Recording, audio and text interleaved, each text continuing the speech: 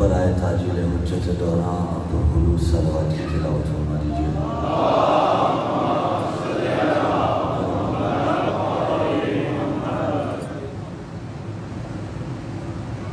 رحم اللہ من قرأ الفاتحہ. بسم اللہ الرحمن الرحیم. الحمدللہ رب العالمین الرحمن الرحیم مالک یوم الدین. ایاک نعبد و ایاک نستعین. اهدنا الصراط المستقیم صراط الذین انعمت علیہم غیر المغضوب علیہم ولا الضالین. اللهم ارزقنا زیارت الحسین علیہ السلام فی الدنیا وفی الآخرۃ شفاعۃ الحسین علیہ السلام واکتبنا مع الزوار الحسین علیہ السلام واجعلنا من الباقین فی رضا الحسین علیہ السلام واحشرنا تحت اللواء الحسین علیہ السلام وادخلنا الجنة من باب الحسین علیہ السلام بحق محمد وآلہ الاطہار الصلوات.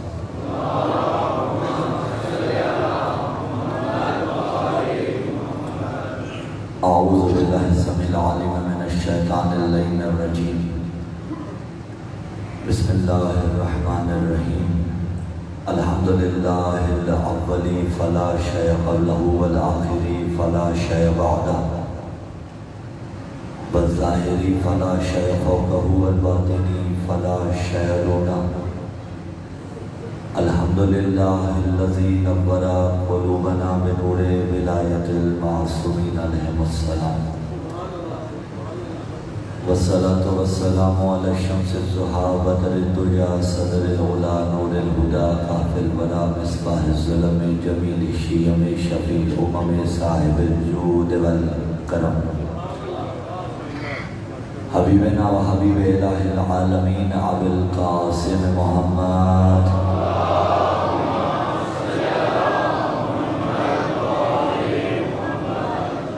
ثم الصلاة والسلام على وصیہ و وزیرہ و وارث علمہ الذی هو امیر المؤمنین وارث النبیین کامل الملحدین یاسوع المسلمین نور المجاہدین زین العابدین تاج الوقعین اصبر الصابرین مکی مدنی خیفی عقبی بدری عہدی شجری مہاجری عین اللہ وجہ اللہ جنب اللہ لسان اللہ ید اللہ آنی علی ابن ابی طالب.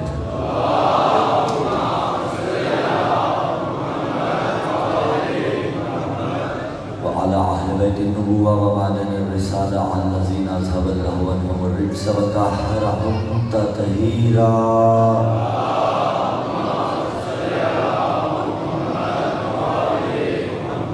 واللعنة لهم جميع أعدائهم من يوم إعقاد نطفتهم إلى قيام يوم الدين. أما بعد قال الله تعالى في كتاب الله الناطق والقرآن الصادق والنور الصادق. بسم الله الرحمن الرحيم. وعد الله الذين آمنوا منكم وعملوا الصالحات ليستخلفنهم في الأرض كما استخلف الذين من قبلهم ولا يمكنن لهم دينهم الذي ارتضى لهم ولا يبدلنهم من بعد خوفهم امنا يعبدونني لا يشركون بي شيئا ومن كفر بعد ذلك فاولئك هم الفاسقون. السلام على الحسين وعلى علي بن الحسين وعلى اولاد الحسين وعلى اصحاب الحسين. عظمت اہل بیت علیہ السلام کے شایان شان فضا کو معطر کرنے کے واسطے پرخلوص صلوات.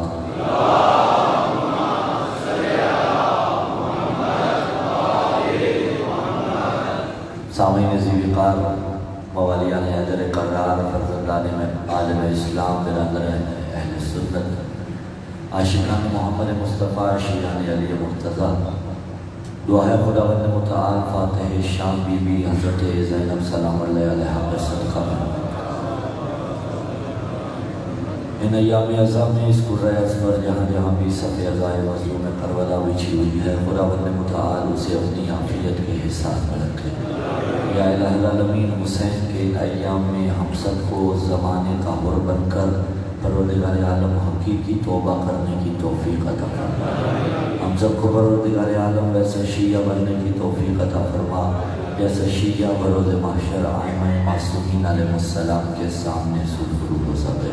بار الہ جو کوئی بھی غم حسین میں شریک ہے، بار الہ تجھے واسطہ اپنی عظمت و جلالت کا حسین کے صدقے میں ان تمام شرکاء کی، ان تمام عزاداران حسین ابن علی کی پروردگار عالم پریشانیاں دور فرما۔ شیعہ سنی احباب الحمدللہ ان ایام عظام میں غم حسین منا رہے ہیں۔ میرے اللہ اس ملک میں امن و امان کی فضا اسی طرح برقرار رہے۔ یا الہ العالمین، جو احباب بھی، جو انجمنیں بھی، جو تنظیمیں بھی عزائے حسین کے نام پہ خرچ کرتی ہیں، قرآن میں جہاں جہاں بھی جو جس بھی رقم میں تھوڑا یا زیادہ حسین کے نام پہ خرچ کر رہا ہے، میرے اللہ اس کے مال رزق توفیقات میں برکت عطا فرما۔ ہر دعا کی ایک دعا ہم سب کے گھروں کا ماحول اتنا خوبصورت بن جائے کہ جب شہنشاہ دورہ ظہور فرمائیں تو کم از کم ایک رات ہم نوکروں کے گھر میں مہمان ٹھہر سکیں۔ سہارا درود کر لیجئے دعاؤں کی قبولیت کے واسطے، رحمتاً نہیں رحمتاً ایک صلوات کی۔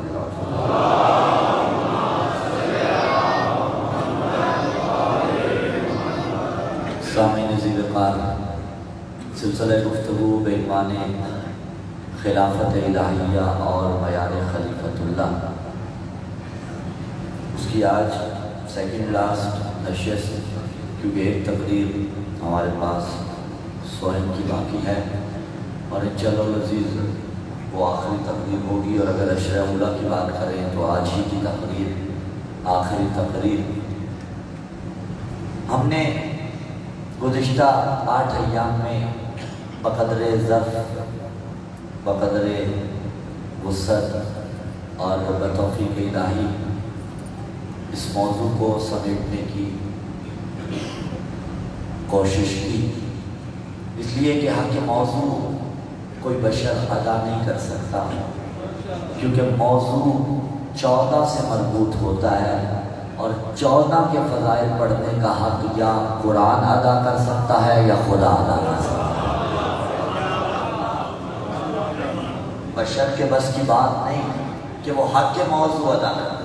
ہاں کچھ نہ کچھ بقدر معرفت، بقدر ذات، بقدر استعداد عقل و عرفان کا توفیق الہی کچھ نہ کچھ انسان کوشش کرتا ہے کہ وہ اس کا احاطہ کر پائے۔ ہم نے ہر شے کو اس کے معیار پہ مانا۔ اگر خلافت مانی تو وہ بھی معیار پہ، اگر امامت مانی تو وہ بھی معیار پہ، یعنی اگر علی میرا مولا ہے اور اگر علی کو میں نے خلیفۃ الرسول اور بلا فضل خلیفہ مانا تو معیار پہ مانا۔ میں نے نتائج دینے آج اور بزرگوں سے دعا چاہنی ہے، جوانوں سے نتائج چاہنی ہے، تو کیا خیال ہے ہماری قوم کے جوانوں کا؟ جب امام معیاری ہے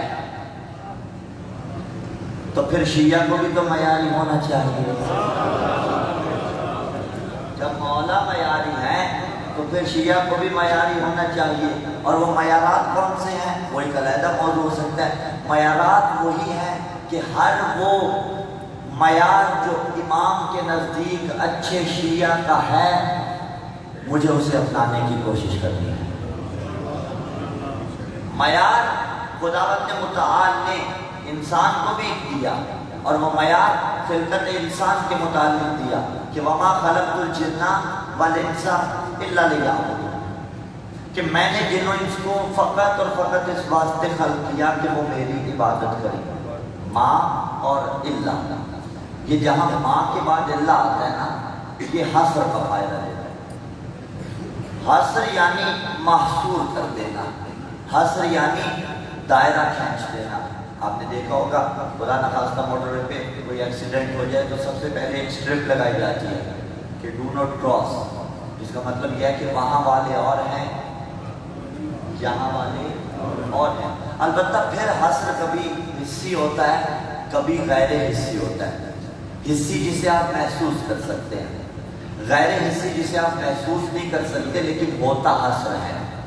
مثلا ایک شخص نے پابند کیا کسی انسان کو کہ تم نے اس کمرے سے باہر نہیں جانا، اور کمرے کو اس نے باہر سے تالا بھی لگا دیا، ادھر سے پابند کیا اور ادھر سے کمرے کے اندر اس کو محفوظ رکھنے کے لیے تالا لگا دیا۔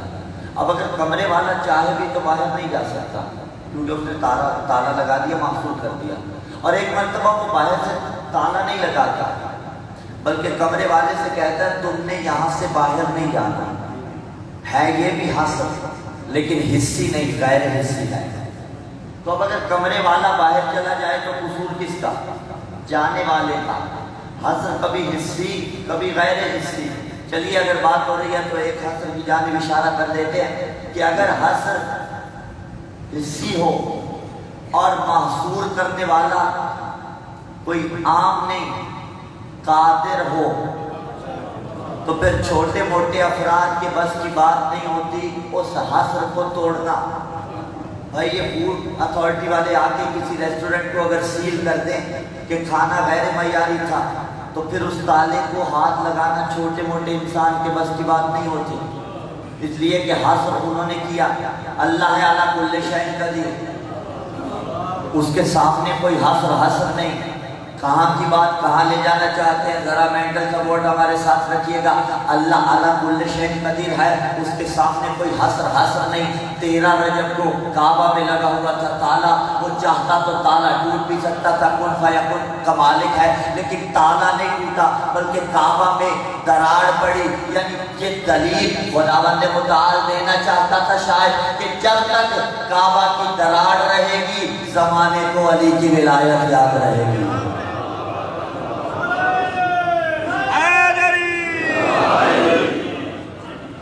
تو حسر یہ حصی ہے۔ غیر حصی حسر، اس نے کہا کہ ما خلقت الجن والانس الا لیعبدون، میں نے جن و انس کو اس لیے خلق کیا کہ وہ میری عبادت کریں۔ اس نے کہا انما یرید اللہ، انما کے ذریعے بھی حسر ہوتا ہے، ما اور اللہ کے ذریعے بھی حسر ہوتا ہے۔ انہوں نے کہا فقط اور فقط میں نے خلق کیا اس واسطے کہ میری عبادت کریں۔ بالفرض اگر کوئی عبادت نہ کرے، بہت سادہ سی بات، تو وہ وہی کام کر رہا ہوگا جیسے کوئی صاحب کسی کو کہیں کہ کمرے میں بیٹھو اور وہ باہر چلا جائے، یعنی حسر کی مخالفت کر رہا ہے نا، اور حسر کی مخالفت جائز نہیں۔ اب یہاں پہ مفسرین نے لکھا کہ یعبدون منزل ثانی ہے، یعبدون سے پہلے یعرفون ہے، یعنی اللہ نے معرفت کے لیے خلق کیا۔ وما خلقت الجن والانس الا لیعرفون، میں نے جن و انس کو اس لیے خلق کیا تاکہ وہ میری معرفت حاصل کرے۔ اور ادھر روایت متفق علیہ ہے، من مات ولم یعرف امام زمانہ مات میتۃ جاہلیہ۔ تو قرآن میں کہا میں نے اپنی معرفت کے لیے خلق کیا، اور ما ینطق عن الہوی ان ہو الا وحی یوحی کی مہر یافتہ زبان رسول سے کہلوا رہا ہے کہ جو زمانے کے معرفت کے امام وقت کی معرفت کے بغیر مرا وہ جاہلیت کی موت مرا، وہ غیر اسلام کی موت مرا۔ پھر رکیے ایک لہجے کو، اچھا جو معرفت کے ساتھ مرا وہ کہاں گیا؟ معرفت کو بھی بعد میں کھولتے ہیں۔ تو روایتوں نے کہا نہیں من مات علی حب آل محمد مات شہیدہ، من مات علی حب آل محمد مات مغفورہ، من مات علی حب آل محمد مات تائبہ، من مات علی حب آل محمد مات مستقمل الایمان، من مات علی حب آل محمد، کہیں کہا مستقمل الایمان، کہیں کہا تائبہ، کہیں کہا کہ اس کے واسطے جنت کے دروازے کھل جاتے ہیں۔ اور دوسری جانب من مات علی بغض آل محمد مات کافرہ، کہ جو بغض آل محمد پہ مرے وہ کفر کی وادیوں میں جا کے دفن ہو گیا۔ اسی لیے تو بھی حدیث سے کہا تھا یہ ارشاد نبی ہے کہ مددگار ہیں میرے، فرماتے ہیں حیدر کے یہ غمخوار ہیں میرے، حضرت کا سخن ہے کہ عزادار ہیں میرے، میں ان کا مطالب یہ طلبگار ہیں میرے۔ یہ آج اگر لوگ کہ ہمیں یاد کریں گے، ہم قبر میں ان لوگوں کی امداد کریں گے۔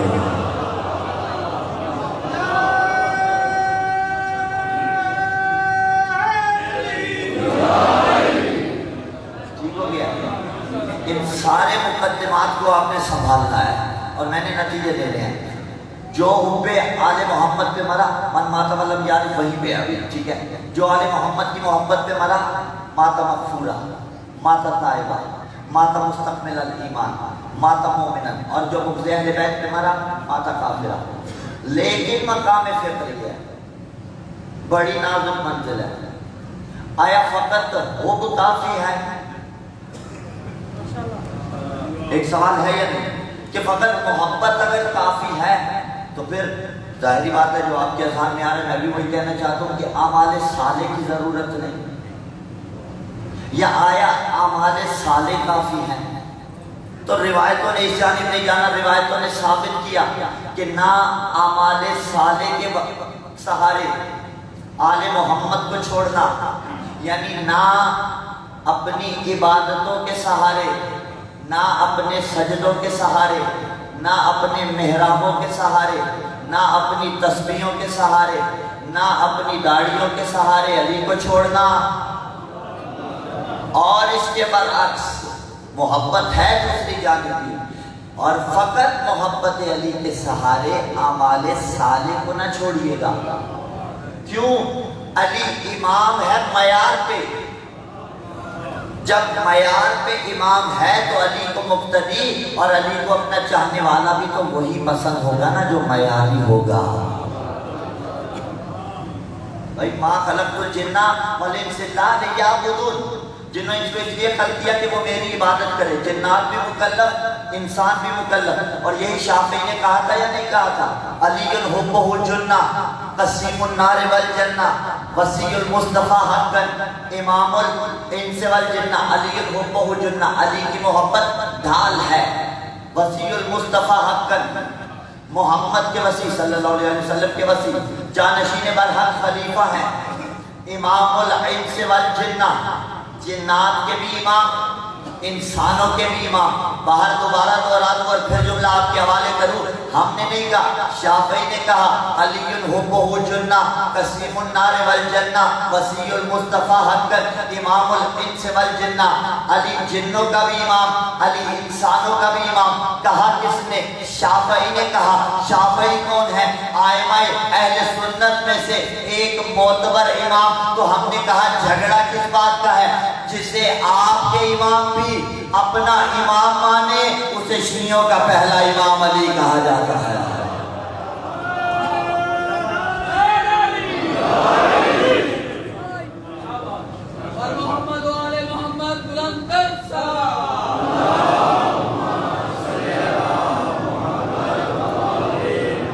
امام شافعی نے کہا کہ علی جنات کے بھی امام، علی انسانوں کے بھی امام۔ اب علی قسیم النار والجنہ ہے، علی کے سوا کوئی نہیں بانٹے گا، علی ہی بانٹے گا۔ اچھا جب جس علی نے بانٹنی ہے اس کی بات اگر آپ تک پہنچا دیں تو یقیناً آپ قبول کر لیں گے۔ معیار کی بات ہو رہی ہے، جس علی نے جنت و جہنم بانٹنی ہے اسی علی نے کہا، نہج البلاغہ کے اندر بھی موجود ہے۔ اور دیکھیے جب ہم گفتگو کرتے ہیں تو جو پڑھ رکھا ہوگا وہیں سے گفتگو کرتے ہیں، جو تفاسیر کی کتب پڑھ رکھی ہوگی وہیں سے بات کریں گے، اگر کوئی کلام کوئی انتخاب یاد ہوگا تو وہیں سے بات کریں گے، یعنی جو ہمارے پاس سرمایہ ہے وہی آپ کو ڈیلیور کریں گے۔ اور جب بولنے والا ناطق قرآن ہو تو پھر کہاں سے بولے گا؟ وہی جو قرآن ہوگا، قرآن کے اندر یہ آیات موجود ہیں۔ علی نے فرمایا تھا الا تسمعون فی جواب اہل النار حین سئلوا ما سلککم فی سقر، قرآن نے بھی یہی کہا اور یہی علی نے آیات کو کوٹ کیا۔ علی فرماتے ہیں کیا تم نہیں جانتے کہ جب جہنم والوں سے پوچھا جائے گا ما سلککم فی سقر، کون سی شے تمہیں جہنم لے کے آئی؟ قالوا لم نک من المصلین، تو وہ کہیں گے ہم نماز نہیں پڑھتے تھے۔ اب یہ بڑی نازک منزل ہے۔ ایک طرف علی نے کہا کہ جہنمی وہ ہیں جو بے نمازی ہوں گے، یعنی نماز نہ پڑھنے والا جہنمی۔ دوسری جانب علی قسیم النار والجنہ ہے، کہاں لے کے جائیں؟ آیا قسیم النار والجنہ پہ بھروسہ کر کے چھوڑ دیں؟ تو خود علی نے کہا کہ جو نہیں پڑھتا وہ جہنم میں جائے گا۔ دیکھیے اس کو فلسفے کی بحث میں اس طرح سے حل کیا جاتا ہے، میں حل کر کے آپ تک پہنچاؤں گا۔ ایک اور چیز بھی پہلے رکھ لیتے ہیں، روایت نے سب کہا اور روایت کو درست ہے، من بکا او ابکا او تباکا وجبت لہ الجنہ، جو ایک آنسو آنکھ سے گرائے یا رونے کی، اچھا وہ جو شکل کہا جاتا ہے نا، اس کا مطلب یہ ہے کہ اپنے آپ کو آمادہ کرنا۔ سم ٹائم یعنی ممکن ہے آنکھ سے آنسو نہ نکل رہے ہوں، خدا نہ کرے ایسا ہو، کیونکہ قلب کے سخت ہونے کی علامت ہوتے ہیں. تو انسان اپنے قلب کو آمادہ کرے. آمادگی کس طرح سے کرے گا؟ خدا سے توبہ کرے, گناہوں کی معافی مانگے تاکہ میری آنکھیں خشک نہ رہیں. جو ایک آنسو بھی غم حسین میں بہائے اس پر جنت واجب. دوسری جانب میں کہتا ہوں کوئی یہ دعویٰ نہیں کر سکتا کہ وہ اس وقت کہے کہ مجھ پہ جنت واجب ہو گئی ہے, کیونکہ مومن مولا نے کہا تھا دونوں امور کے درمیان رہتا ہے. اگر اپنے گناہوں کو دیکھے تو ڈر جاتا ہے, اور اگر رحمت خدا کو دیکھے تو پھر کہتا ہے. مقام فکریہ ایک آنسو اگر کوئی بہا لے, روایت میں پھر کہہ رہا ہوں روایت بالکل درست ہے, روایت پہ کوئی اشکال ہی نہیں. مصیبت یہ ہے نا کلپ کٹ بھی جاتے ہیں بڑے بڑے سے, ہاں جو اصل بات ہوتی ہے وہ چھوڑ دی جاتی ہے. روایت پہ کوئی اشکال نہیں, علماء مانتے ہیں, مراجع نے بھی اشکال نہیں کیا کہ جو ایک آنسو بھی بہائے جنت اس پہ واجب. دوسری طرف علی قسیم النار والجنہ ہے, اور دوسری جانب جو بے نمازی وہ جہنم ہے. تو یہ جو بحث کرنا چاہ رہا ہوں نا, دیکھیے علت تامہ بننے کے لیے ضروری ہوتا ہے مقتضی موجود ہو, معنی مفقود ہو. بھئی 8 دنوں کی محنت ہے اس مقام تک لانے کے واسطے اپنے سامعین کو, الحمدللہ آپ میرے ساتھ ہیں. علت تامہ بننے کے لیے ضروری ہے مقتضی موجود ہو, معنی مفقود ہو. مثال دے دیتے ہیں. آگ کا کام کیا ہے؟ آباد رہیے. آگ کا کام جلانا. کوئی ایسی آگ جو جلاتی نہ ہو, ہر آگ جلاتی ہے. لکڑی کا کام جلنا. آگ کا کام جلانا, لکڑی کا کام جلنا. اگر آگ موجود ہو, لکڑی بھی موجود ہو, آپ جلائیں, جلے گی یا نہیں جلے گی؟ جل جائے گی. آگ کا موجود ہونا مقتضی موجود اسے کہا جاتا ہے. لکڑی گیلی نہیں ہے, معنی مفقود, یعنی جو معنی آ سکتا ہے وہ فاقد ہے, گیلی نہیں ہے. مقتضی موجود ہے, معنی مفقود ہے, علت تامہ حاصل ہو جائے گی. اور وہ علت تامہ کیا ہے؟ جلاؤ تو جل جائے گی. بالفرض آگ موجود ہو, لکڑی بھی موجود ہو, لیکن لکڑی گیلی ہو, اب جلائیے. کیوں نہیں جلے گی؟ کیا آگ کا کام جلانا نہیں تھا؟ ابھی بھی آپ لائٹ کر رہے ہیں, وہ جل رہی ہے, لائٹر سے جلائیں یا تیلی سے, جلانا نہیں تھا آگ کا کام؟ بابا تھا. آگ اب بھی جلانے کے لیے تیار ہے, لیکن معنی مفقود نہیں ہے. اور وہ جو معنی مفقود نہیں ہے کہ لکڑی گیلی ہے, اب آپ قصوروار آگ کو نہیں ٹھہرا سکتے, بلکہ مسئلہ لکڑی میں بنا. اگر لکڑی گیلی نہ ہوتی تو آگ تو جلانے کے لیے تیار ہے. اسے کہتے ہیں مقتضی موجود, معنی مفقود. اسی لیے کہا من جاء بالحسنہ, جو ایک آنسو بہائے جنت واجب ہو جاتی ہے. لیکن بعض اوقات انسان کے ذمے کچھ ایسے گناہ ہوتے ہیں جو عمل کی قبولیت میں رکاوٹ ہوا کرتے ہیں. کسی کی جیب سے پیسے نکال کے اگر مسجد میں دے دیے جائیں تو پیسہ تو ہے, وہی کرنسی ہے, وہی قائد اعظم کی تصویر ہے, لیکن ایسا گناہ تھا جو عمل کی قبولیت میں رکاوٹ تھا. علی جنت دینے کے لیے آمادہ ہیں, اپنوں کو نہیں دیں گے تو کسے دیں گے؟ لیکن کہا کہ تم ایسے نہ آ جانا جیسے لکڑی گیلا ہو کے آ جائے تو جلتی نہیں ہے. یعنی اگر کسی کے پاس ولایت علی ہے تو ولایت علی اس کو جنت پہنچانے کے لیے آمادہ ہے, لیکن اس کے ذمے اگر خدا نخواستہ کوئی ایسے گناہ ہیں تو پھر کیونکہ فیصلہ معیار پہ ہونا ہے. علی معیاری خدا کا معیاری نمائندہ ہے, تو جب معیاری ہے تو پھر معیار پہ بات ہوگی. اسی لیے کہا جو جہنمی ہے وہ بے نمازی ہے. یعنی بے نمازیوں سے جب پوچھا جائے گا جہنم والوں سے کیوں آئے تو وہ کہیں گے ہم نماز نہیں پڑھتے تھے. عزیزان گرامی قدر کیا خیال ہے؟ اور پہلا سوال بروز محشر، اچھا یہ قبر سے متعلق نہیں ہے، یہ محشر سے متعلق ہے، نماز کا سوال۔ سب سے پہلا سوال جو ہوگا وہ نماز کے متعلق ہوگا۔ ان قبلت قبلت ما سواہا وَإِن رُدَّتْ رُدَّتْ مَا سِوَاهَا۔ اور پچھلی کسی تقریر میں عرض کیا تھا کہ جس کے پاس خاک شفا ہو، کوئی چھوڑے تو چھوڑے، اسے نہیں چھوڑنی چاہیے۔ بات پہنچی عزیزان گرامی؟ تو من مات علی حب آل محمد مات شہید، اسی پہ تطبیق کر لیجئے کہ جو اگر اعمال صالح نہ ہو اور صرف ولایت ہو تو یعنی اس نے جو گناہ انجام دیے وہ مانے ہیں، یعنی کوتاہی فقط اور فقط حسن عباس میں ہے۔ آپ کی بات تو نہیں کر رہے نا، ناراض تو نہیں ہو رہے؟ صلوات پڑھیے محمد والے محمد۔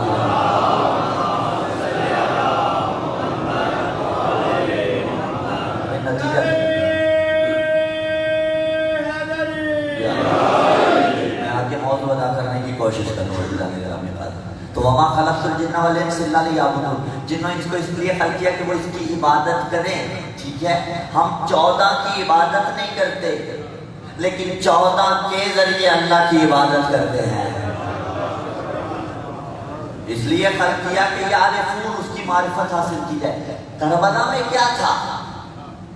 پتا تھا حسین ابن علی، ان کی ماں زہرا سلام اللہ علیہا، ان کے بابا علی علیہ السلام، لیکن پھر کیوں مارنے کے در پہ تھے؟ عدم معرفت کی وجہ سے۔ یعنی اتنا نازک معاملہ ہے یہ معرفت نہ ہونا کہ انسان کو معلوم ہو۔ میں ایک جملہ کہہ دوں، اب بات ہو گئی ہے تو چلیے کہہ ہی دیتا ہوں۔ کچھ الفاظ ایسے ہوتے ہیں برادران، اس کو جملے کو عقیدوں کے دامن میں سمجھیے گا، جو ظاہراً تو الفاظ ہوتے ہیں لیکن در اصل وہ توہین ہوتے ہیں، ٹھیک ہے؟ معرفت کی بات کریں، در اصل وہ توہین ہوتے ہیں۔ بالفرض ممبر پہ کوئی اور حضرت مولانا صاحب قبلہ تشریف فرما ہو، ادھر سے ہم بھی آ گئے، 8 دن کس نے پڑھا؟ اس وقت میں نے پڑھا 8، 8:15، 8:30 بجے 8، ٹھیک ہے، 8:15 سے 8:30 کے مابین ہم برسرے ممبر ہوتے تھے، ٹھیک ہے؟ میں نے پڑھا، میں آ جاؤں، وہاں قبلہ بیٹھے ہوئے تھے، ان سے پوچھوں آپ نے بھی پڑھنا ہے؟ آپ نے بھی پڑھنا ہے؟ اس بھی میں کیا ہے؟ یہ میں جسارت کر رہا ہوں، آپ نے بھی پڑھنا ہے۔ اور اگر میں نے جسارت نہ کرنی ہو تو میں پوچھوں قبلہ آپ پڑھیں گے؟ اور اگر میں کہوں آپ نے بھی پڑھنا ہے تو بھی نے بتایا کہ گویا میں مولانا پہ احسان کر رہا ہوں، میں جتا رہا ہوں کہ میں نے تو 8 دن پڑھا، آپ آج کیوں آگے بیٹھے ہوئے ہیں؟ میں جتا رہا ہوں کہ وقت میرا تھا، آپ اس وقت یہاں پہ کیوں موجود ہیں؟ وقت ضائع نہیں کرنا چاہتے آپ کا۔ اب یہ جملہ نہ کہا کریں کہ ہم بھی 14 کو مانتے ہیں،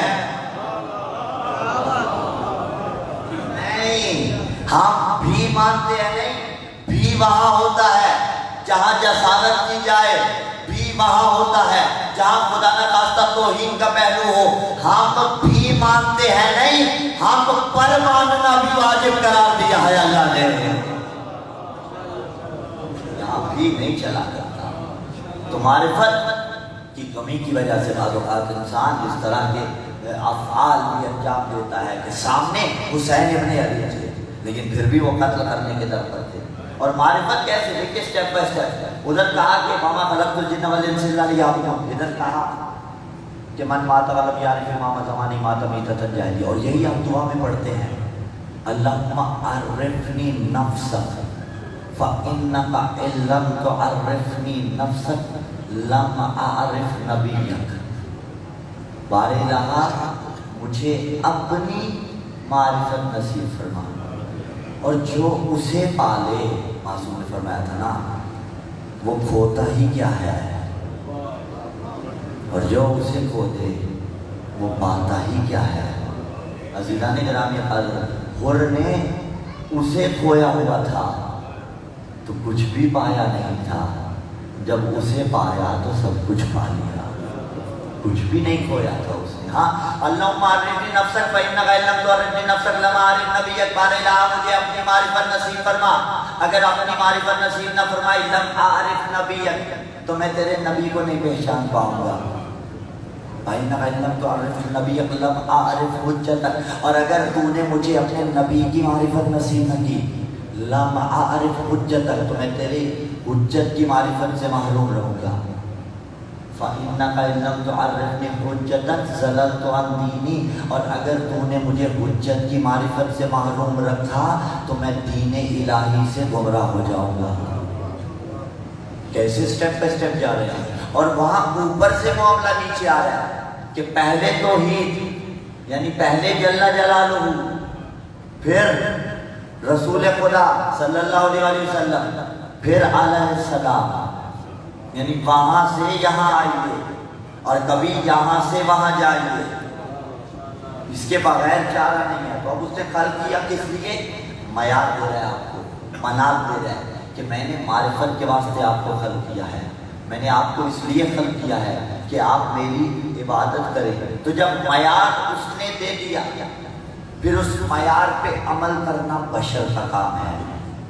ہاں اس معیار کو بتانے کے واسطے جو آئے وہ خلیفہ الہی آئے تھے، معیار بتانے کے واسطے اس نے آدم کے سر پہ تاج خلافت سجایا، اور جب آدم کے سر پہ تاج خلافت سجایا تو پہلا مسئلہ ابلیس نے کھڑا کیا، وَإِذْ قُلْنَا لِلْمَلَائِكَةِ اسْجُدُوا لِآدَمَ فَسَجَدُوا إِلَّا إِبْلِيسَ أَبَىٰ وَاسْتَكْبَرَ وَكَانَ مِنَ الْكَافِرِينَ۔ اس نے کہا سب کو کرو سجدہ، ابلیس بگڑ گیا۔ دلیل کیا پیش کی؟ اور رضگار نے کہا نا مَا مَنَعَكَ أَلَّا تَسْجُدَ إِذْ أَمَرْتُكَ، جبکہ میں تجھے کہہ رہا ہوں سجدہ کر، تو نہیں کر رہا۔ وہ کہتا ہے خَلَقْتَنِي مِن نَارٍ وَخَلَقْتَهُ مِن طِينٍ، تو نے مجھے آگ سے بنایا، اسے مٹی سے بنایا۔ فیصلہ علی مسجد والوں آپ کیجئے گا، جھوٹ بول رہا تھا، سچ ہی تو کہہ رہا تھا، خلقتنی من نار کہ تو نے مجھے آگ سے بنایا، وخلقتہ من طین اسے مٹی سے بنایا، کہہ تو سچ رہا تھا، لیکن پھر خداوند نے متعلق کیوں نکالا؟ بابا وہ کہہ سچ رہا تھا لیکن نسبت کا منکر تھا، وہ تھا انی جاعل فی الارض خلیفہ کا منکر، وہ دیکھ رہا تھا یہ تو مٹی ہے، میں تو آگ ہوں، میں مٹی کو کیوں جھکوں؟ اسے یہ نہیں پتا تھا مٹی کی نسبت کس سے ہے، مٹی کی نسبت خدا سے ہے۔ تو فیصلہ تو مل گیا، جہاں کہیں بھی جو بھی نسبت کا منکر ہو وہ شیطان کی سنت پہ چلنے والا ہوگا۔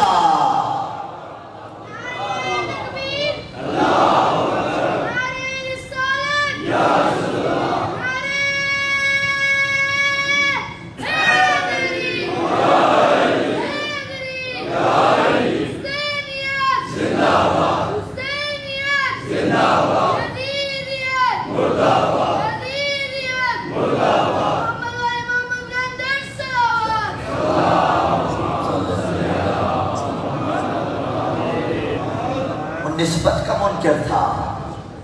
اچھا نسبت اب کہاں کہاں اس کا انکار ہے اور کہاں کہاں اس کا اقرار ہے یہ آپ خود تدبیر کر لیجیے گا۔ تو یہ معاملے سارے نسبتوں کے ہیں۔ تاج خلافت سجا دیا اور آدم سے کہا کہ دیکھو اس شجرے کے پاس نہ جانا، وَقُلْنَا يَا آدَمُ اسْكُنْ أَنْتَ وَزَوْجُكَ الْجَنَّةَ وَكُلَا مِنْهَا رَغَدًا حَيْثُ شِئْتُمْ وَلَا تَقْرَبَا هَٰذِهِ الشَّجَرَةَ۔ آیت اللہ ناصر مکارم شیرازی نے کیا خوبصورت مثال دی یہاں پہ، انہوں نے کہا یہ ایک تفسیر باطنی ہے ایک تفسیر مانوی ہے، مانوی اور ہے اور ظاہری اور ہے، مانوی اور باطنی ایک ہی، ظاہری اور ہے اور باطنی اور مانوی اور ہے، یعنی مانوی کچھ اور تھی اور ظاہری کچھ اور تھی۔ ظاہری کیا تھی کہ آدم اسی شجرے کے پاس گئے، مانوی یہ نہیں تھی۔ آیت اللہ ناصر مکارم شیرازی نے اس کو درج کیا، انہوں نے کہا مانوی یہ تھی آدم کے ذہن میں صرف تصور آیا تھا کہ میں اللہ کی سب سے بہترین مخلوق ہوں۔ آدم نے جنت سے نکال کے یہ آدم کے ذہن میں جو ہی تصور آیا کہ میں اللہ کی سب سے بہترین مخلوق ہوں، خدا نے جنت سے نکال کے بتا دیا کہ خبردار پنجتن کی برابری نہ کرنا۔ تو اب اگر آدم یہ تصور کر لے کہ میں ہی اس کی بہترین مخلوق ہوں، مجھ سے عالی کوئی مخلوق نہیں، اللہ جنت سے نکال دیتا ہے، تو ان مولانا کو جنت کیسے ملے گی جو یہ کہتے پھرتے ہیں نبی بھی ہم جیسا تھا، 14 بھی ہم جیسے۔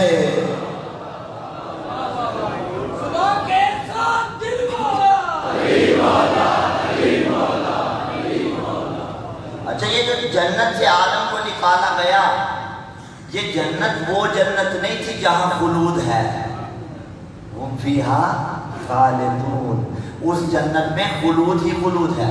یہاں تو آدم نکل رہے ہیں، پھر اس کے متعلق مختلف آراء ملتی ہیں کہ کہا گیا کہ زمین ہی کا ایک ٹکڑا تھا جسے جنت بنایا گیا، اور زمین کے ٹکڑے جنت بنتے تو ہم نے بھی دیکھے نا بھائی، کربلا کسے یاد نہیں ہے؟ اور خوب کہا نا کہ خوشبو خلد دب گئی، خاک شفا کے بعد جنت کا نام آنے لگا کربلا کے بعد۔ محمد کربلا کربلا کربلا کربلا شہادتوں کا راستہ کربلا کربلا۔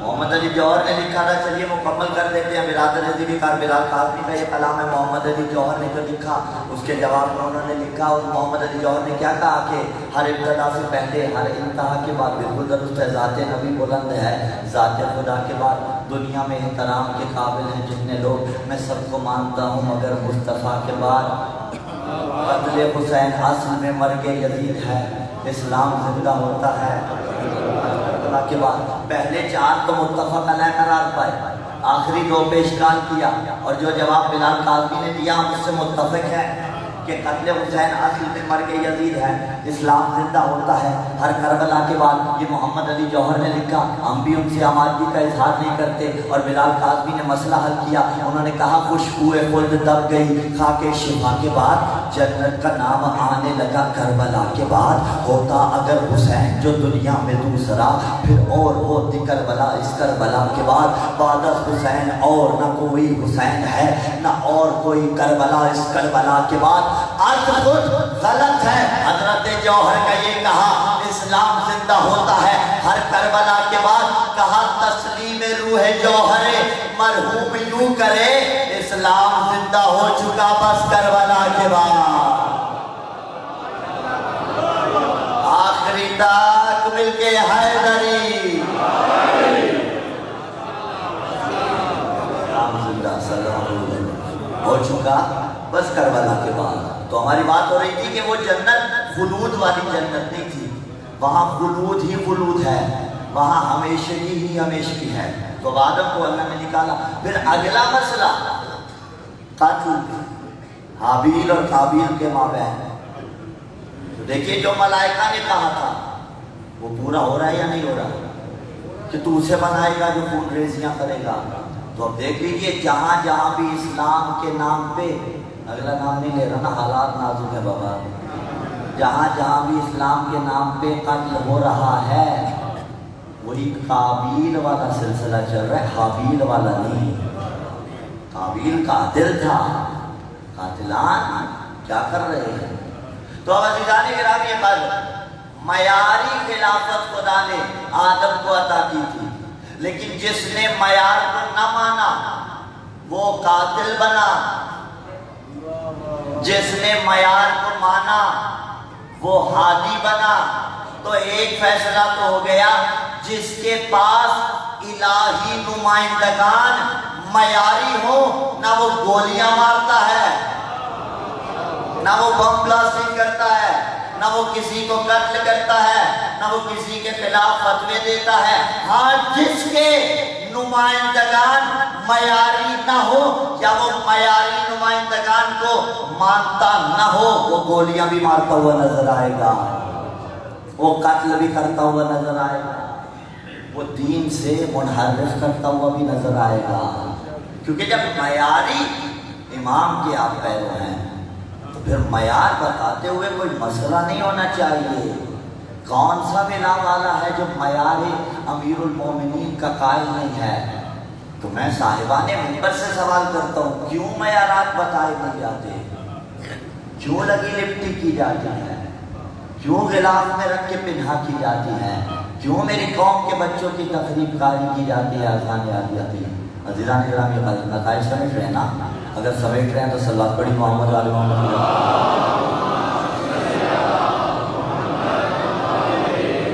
آواز رہی میں انشاءاللہ العزیز سوئم کی مجلس میں حضرت زینب سلام اللہ علیہ کا خطبہ آپ کو سنا ہوگا جو بی بی نے دیا تھا۔ کیوں؟ بی بی نے اس میں بتایا کہ جو تمہارا خلیفہ ہے وہ غیر معیاری ہے، میرا حسین معیاری ہے، اور جھگڑا ہی معیار کا تھا نا، وہ بیعت حسین سے طلب کر رہا تھا۔ اچھا پھر یہ سوال ہوتا ہے، دیکھیے اگر حسین علیہ السلام کی جگہ حسن علیہ السلام ہوتے یا حسین علیہ السلام کی جگہ کوئی اور امام ہوتے، کوئی فرق نہیں ہے امام میں از حیثیت امام، یعنی جو حسن علیہ السلام نے کیا وہی حسین علیہ السلام کرتے، جو حسین نے کیا وہی حسن علیہ السلام کرتے۔ سوال یہ ہوتا ہے کہ باقی ائمہ نے قیام نہیں کیا، حسین نے کیوں کیا؟ بھائی باقی ائمہ سے بیعت نہیں مانگی گئی تھی، اگر مانگی بھی گئی علی سے ابتدا میں تو پھر اس کے بعد اعراض کر گئے۔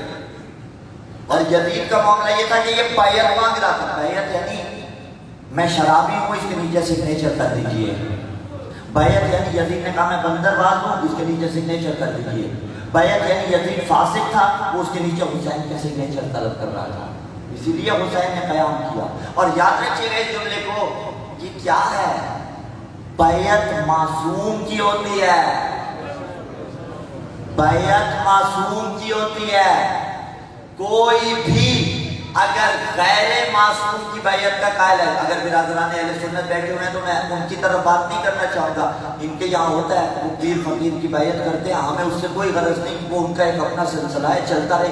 مکتب تشیع میں بیعت کسی غیر معصوم کی نہیں ہوتی، یعنی دست معصوم ہو تو اس پہ بیعت کی جائے گی، اور تقلید بیعت نہیں ہے،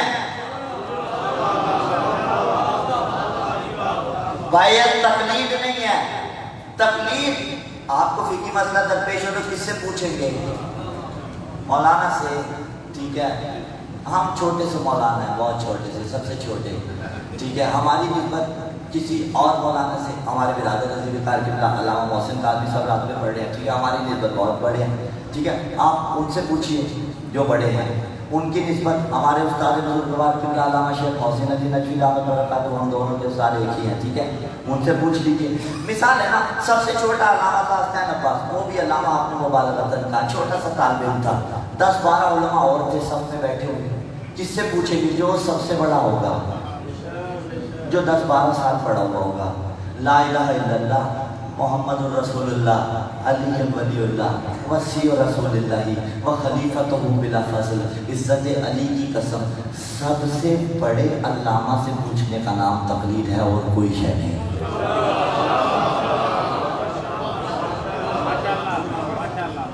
اسی کا نام تقلید ہے۔ وہ ایک دربار کے گدی نشین تھے، ہمارے ساتھ بیٹھے ہوئے تھے، نام نہیں لوں گا، اسی پہ بات ہوئی، ہم نے انہیں یہی دلیل دی، اور جب یہ جملہ کہا تو انہوں نے کہا آپ نے مسئلہ حل کر دیا، صلوات پڑھے محمد والے محمد۔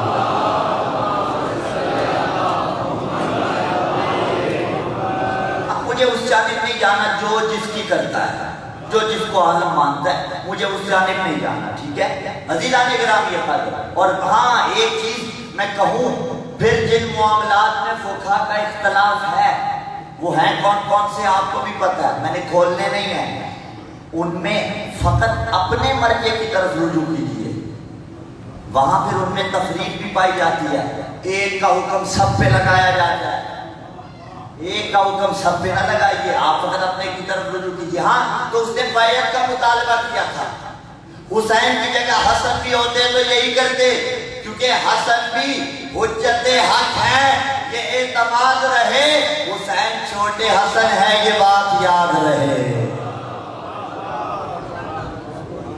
یزید کی بیعت سے حسین نے انکار کیا، مثلی لا یبایع مثلا، یزید رجل فاسق، کیا کہہ کے انکار کیا؟ رجل فاسق، پہلا جملہ، رجل ہے فاسق ہے،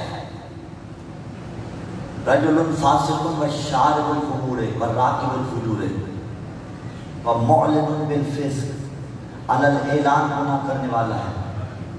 فاسق کہتے ہیں جان بوجھ کر واجب کو چھوڑنے والے۔ عزیزان گرامی، مولا معیار دے رہے ہیں خلافت الہیہ اور معیار خلیفت اللہ، یعنی معیار مولا نے یہ دیا کہ دیکھو یزید جان بوجھ کر واجبات کو ترک کرتا ہے۔ کیا خیال ہے حسین عباس اس معیار کو لے گا یا نہیں لے گا کہ جان بوجھ کر واجبات کو ترک کرنا یزید کا عمل ہے؟ معذرت خواہ جو میں سب ہو جائیں تو میرے نہیں ہیں، مولا کے ہیں۔ رجل فاسق وشارب الخمور، بس اس کو میں کھول نہیں سکتا، پتا ہے سب کو کہ شرابی حسین نے کہا یزید ہے، معیار دیا کہ اگر کوئی حسین والا ہے تو پھر اس سے دور ہوگا۔ وَمُعْلِنٌ بِالْفِسْقِ، عَلَى الْإِعْلَانِ، گناہ کرنے والا ہے۔ عزیزانی گرامی قدر، ذرا ضبط رکھ کے جملہ سماعت فرمائیے گا۔ عَلَى الْإِعْلَانِ، گناہ کرنے والا، یعنی گناہ کر کے اس کو بتانا کہ میں نے فلاں گناہ کیا، میں نے فلاں گناہ کیا، اور بے پردگی عَلَى الْإِعْلَانِ گناہ میں آتی ہے۔ عزیزان گرامی، سیرت زینبی پہ چلنے والی ماں بہن بیٹی ہو، اور میں سختی نہیں کیا کرتا اس منزل پہ، نہیں، میں اتنا کہوں گا سیرت زینبی پہ چلنے والی ماں بہن بیٹی ہو، عباس کا علم بردار ہے، عباس کا مدعی و فرما بردار ہو، آنکھوں پہ ضبط رکھیے گا۔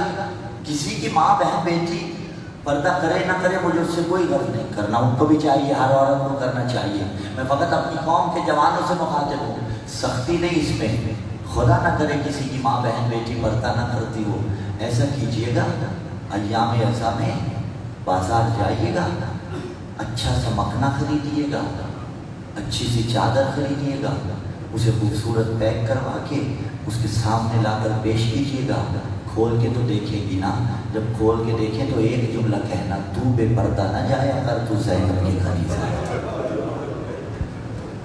کوئی میری ماں، کوئی میری بہن کو یونیورسٹی سے نکال نہیں دے گا اگر آپ حجاب کے ساتھ جائیں گی، کوئی آپ کو کسی گیلری سے نکال نہیں دے گا۔ عزیزان گرامی قدر، مولن بالفسق، علی الاعلان، گناہ کرنے والا۔ اور یہ جوانوں سے میں بات کرنا چاہوں گا، اپنی نجی محافل میں موضوع سخن حلال کو قرار دیا جائے، موضوع سخن گناہ نہ قرار پائے۔ وَمَوْلِنٌ بِالْفِسْقِ، علی الاعلان، گناہ کرنے والا ہے۔ حسین کون ہے؟ اہل بیت النبوہ، اہل بیت نبوہ ہے، تو جسے حسینی بننا ہے وہ اہل بیت نبوہ کے نقش قدم پہ چلے۔ وَمَعْدَنُ الرِّسَالَةِ وَمُخْتَلَفُ الْمَلَائِكَةِ، جسے حسینی بننا ہے وہ ایسے کام کرے جو ملائکہ کو پسند آئے۔ بِنَا فَتَحَ اللَّهُ وَبِنَا خَتَمَ اللَّهُ، اسی سے خدا نے ابتدا کی، انہی پہ انتہا کرے گا۔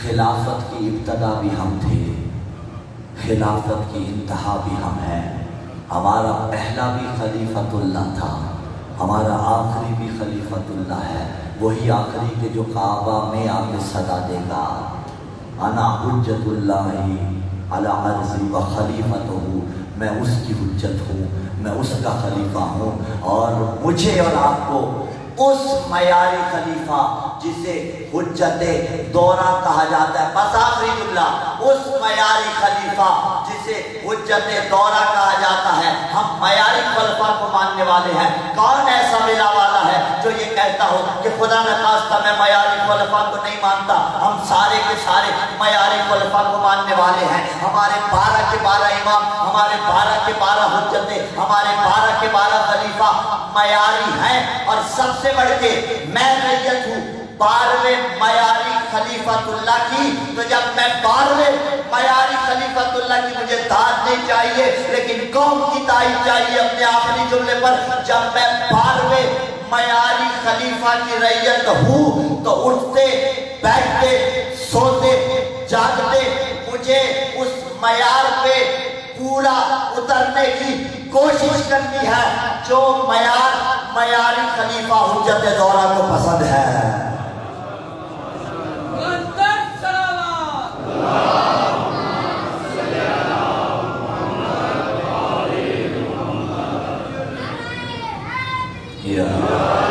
عزیزان گرامی، یہ ایام اسی معیار کے پانے کے ایام ہے، اور میں ہمیشہ ایک جملہ کہتا ہوں، طبیب وہ نہیں ہوتا جو مرض کی تشخیص کر دے علاج نہ بتائے، طبیب وہ ہوتا ہے جو تشخیص کے بعد علاج بھی بتائے۔ جو ہم نے پہلے کیا وہ تشخیص تھی، علاج کیا ہے؟ علاج شب عاشور، علاج تفکر، علاج صف ازاں، اڑ کی مانند بیٹھی ہے صف ازاں پہ۔ عزیزان گرامی قدر، مارے گئے عباس، ٹوٹ گیا حسین کا زور خبر۔ 4 بیٹے اللہ نے بی بی ام البنین کو عطا کیے، اور ام البنین کہتے ہیں بیٹوں کی ماں کو۔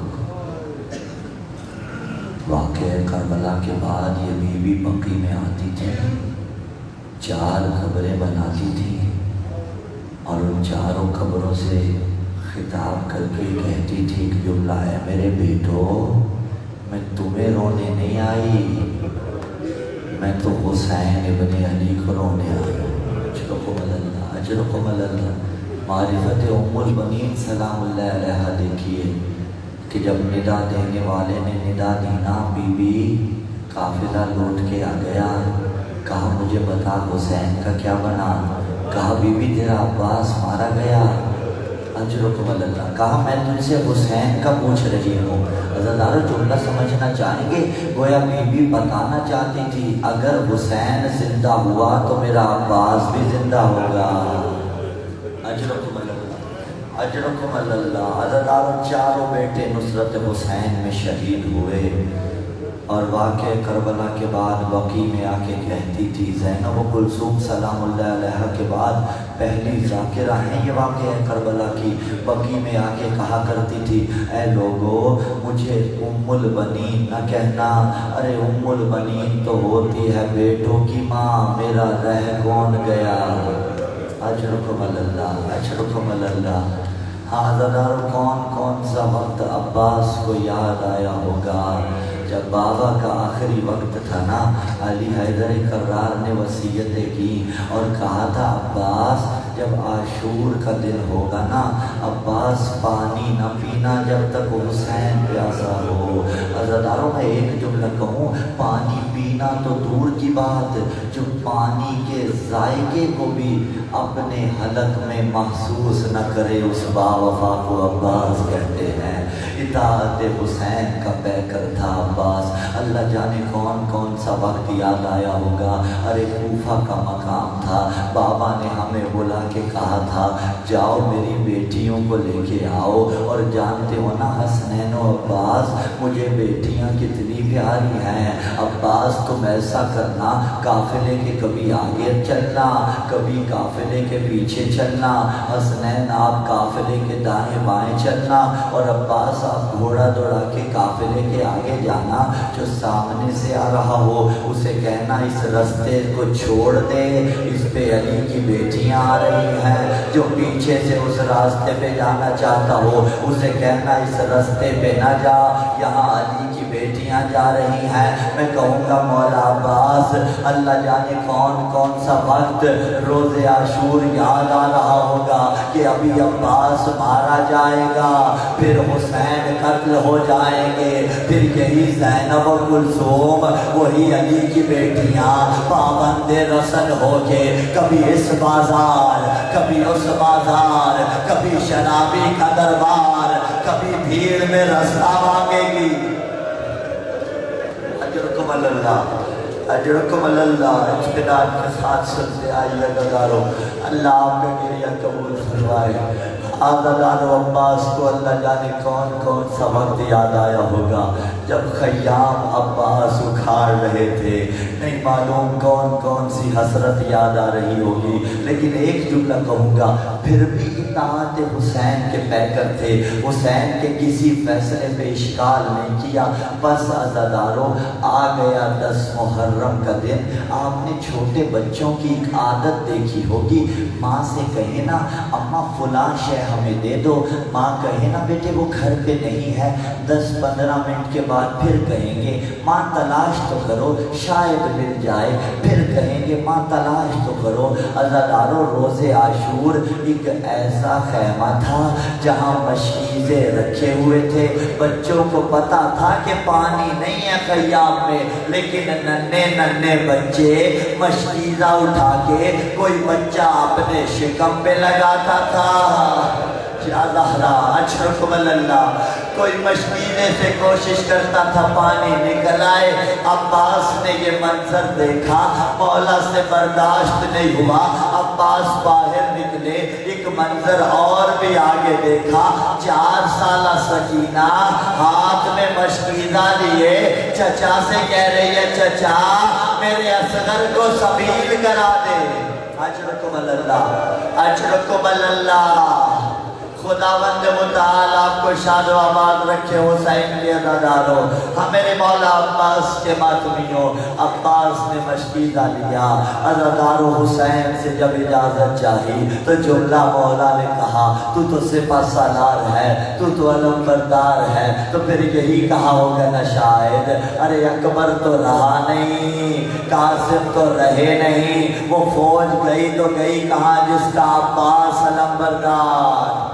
اجرکم اللہ، اجرکم اللہ، عزاداروں مل گئی اجازت رخصت ہونے کے لیے، حضرت زینب سلام اللہ علیہا کے خیمے میں آئے، ابو تراب کے بچے زمین پہ بیٹھے ہیں، بی بی نے ایک روایت سنانا شروع کی، بی بی نے کہا بھیا عباس بچپن کا زمانہ تھا، بھیا میں بابا کی گود میں بیٹھی کھیل رہی تھی، میرے دوش پر سے چادر ہٹی، بھیا بابا نے بڑھ کے چادر دی، بابا روتے بھی جاتے تھے، میں نے کہا بابا کیوں روتے ہیں؟ کہا زینب آج میں نے دی ہے چادر، کل ایک وقت آئے گا امت نیزوں سے اتارے گی، بھیا میں سوچا کرتی تھی جس بہن کے 18 بھائی ہو کس کی مجال۔ اجرکم اللہ، اجرکم اللہ، اجرکم اللہ۔ حضرات عباس کو اجازت مل گئی، عباس میدان میں آئے ہیں، جو زائر بیٹھے ہوئے ہیں نا اللہ آپ کو دوبارہ لے کے جائے، مقام کف عباس آپ اپنی آنکھوں سے دیکھے، جانتے ہیں نا ایک بازار کے اندر ہے، ایک بیرونی سائٹ پہ ہے، بازو عباس کے کٹے تھے، لیکن میں اس رنگ میں شہادت پڑھتا ہوں عباس کا صرف دایاں بازو قلم نہیں ہوا تھا، بلکہ بازو کے ساتھ ساتھ یہ جو بازو قلم ہوا تھا نا صرف بازو قلم نہیں ہوا تھا، بلکہ بی بی زینب کا آدھا مکنا اتر گیا تھا۔ حجرکم اللہ، یہ جو بایاں بازو قلم ہوا تھا صرف بایاں بازو قلم نہیں ہوا تھا بلکہ مکنا زینب کا لوٹ لیا گیا۔ عزاداروں یہ جو مشک میں تیر لگا صرف مشک میں تیر نہیں لگا، اصغر کے گلے کی رگوں پہ لگا، سکینہ کی امید۔ اجرکم اللہ، اجرکم اللہ، یہ جو سر میں گرز لگا صرف سر میں گرز نہیں لگا تھا، یہ حسین کی تدبیریں 2 نیم ہو گئی تھی، عزادارو آپ جانتے ہیں نا، جو بھی گھوڑا سوار، جو بھی گھڑ سوار زین سے زمین پہ آتا تھا، ارے بازوؤں کے سہارے آتا تھا. ارے کیسے آیا ہوگا وہ زمین پر جس کے بازو نہ رہے. اجرکم اللہ، اجرکم اللہ. پسنداروں میں تمام کرنے جا رہا ہوں. اللہ آپ کا گریہ قبول فرمائے. عباس دین سے زمین پہ آئے، حسین عباس کے سرانے آئے اور کہا الآن ان کا سارا ظاہری اور میرا زور کمر ٹوٹ گیا. میں کہوں گا آقا حسین، آقا عباس، ابھی مولا عباس گرے ہیں، حسین سرانے پہنچے ہیں. ارے تھوڑی دیر بعد جب حسین زی سے زمین پہ آئیں گے، ارے کوئی نہ ہوگا جو حسین کا سر سنبھالے. لیکن عزادارو دل یہی کہتا ہے، جو بکیا چھوڑ کے آئی تھی اور جس کی پسلیاں ٹوٹی تھی، اس بیوی نے سہارا دیا ہوگا. عباس بنا بازوؤں کے زی سے زمین پہ آئے. جو عباس کے ظاہر بیٹھے ہیں، زری کے اندر قبر ہے لیکن سرداب کے اندر جاگے ہے، جس کے گرد پانی طواف کرتا ہے. 1212 کا زمانہ، علامہ بحر العلوم کا زمانہ. علامہ کے زمانے میں قبلہ نے مستری کو ساتھ دیا. عباس کی زری کے اندر داخل ہوئے، نیچے سرداب میں اتر گئے. عباس کی قبر کی تھوڑی مرمت کرنی تھی. ایک مرتبہ مستری نے قبر کو دیکھا، علامہ کے چہرے کو دیکھا، پھر قبر کو دیکھتا ہے، پھر علامہ کے چہرے کو دیکھتا ہے. اس نے کہا علامہ آپ غلط روایت پڑھا کرتے تھے. عباس اتنے بلند قامت تھے کہ جب گھوڑے پہ سوار ہوتے قاضی کے گھٹنے گھوڑے کے کانوں تک جاتے تھے. علامہ نے جواب نہیں دیا بلکہ منہ پھیر کے رونے لگے. اس نے پھر کہا علامہ مجھے جواب دیجئے، آپ غلط روایت